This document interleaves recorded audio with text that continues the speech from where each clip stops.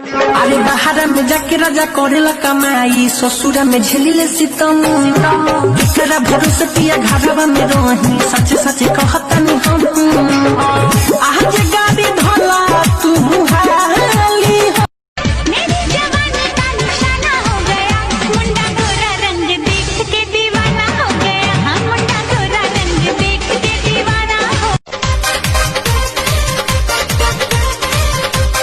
कहाँ बितवलो ना कि रतिया, कहाँ बितवलो ना, कहाँ बितवलो ना कि रतिया, कहाँ बितवलो ना कि मोतिया मरलस कौन सवतिया, रतिया कहाँ बितवलो ना बता दो।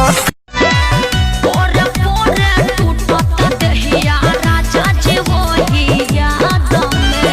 लड़की टिकिया खालो अभी के मसुलावा।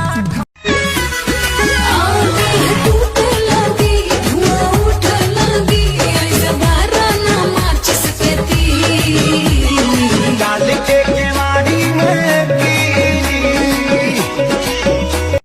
के भी सामान पला गावो है सली।